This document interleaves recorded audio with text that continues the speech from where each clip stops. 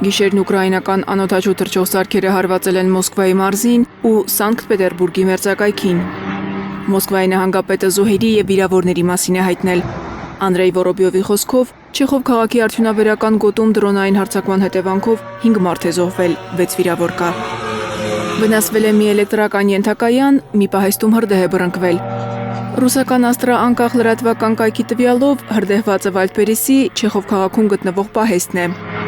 Վայլդբերիսի մի ուրիշ պահեստ էլ Լենինգրադի մարզում է հրդեհվել։ Ընկերությունը հաստատել է, որ Կրասնիբոր բնակավայրի պահեստում հրդեհ է բռնկվել դրոնային հարձակման հետևանքով։ Աստրան գրում է, որ հրդեհված տարածքում նաև Լենտա մանրածախ առևտրի ցանցը պահեստ ունի։ Լենինգրադի նահանգապետը 1 վիրավորի մասին է հայտնել։ Կիևի դրոնային հարվածների թիրախում են հայտնվել ոչ միայն Ռուսաստանի տարածքում գտնվող օբյեկտները, այլև առևտրային մի նավ Սև ծովում։ Թուրքիայից Ռուսաստան բանջարեղեն եւ միրգ տեղափոխող թուրքական նավը Նովորոսիսկի մոտակայքում է հարձակման ենթարկվել։ Տեղեկությունը հայտնել է Իհլաս լրատվական գործակալությունը։ Նավապետը պատմել է, որ նավի ուղղությամբ 6-ից 7 անօդաչու թռչող սարք է արձակվել։ Անձնակազմն ինքնուրույն է մարել հարվածից հետո բռնկված հրդեհը։ Անձնակազմի 4 անդամ է վիրավորվել, նրանցից 3-ը Թուրքիայի քաղաքացիներ են։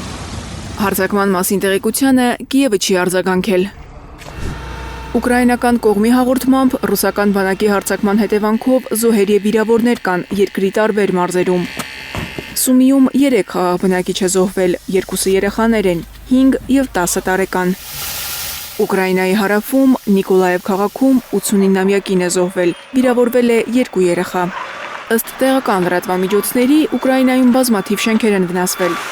Նիկոլաևում ոչնչացվել է 2 տուն, վնասվել 7-ը։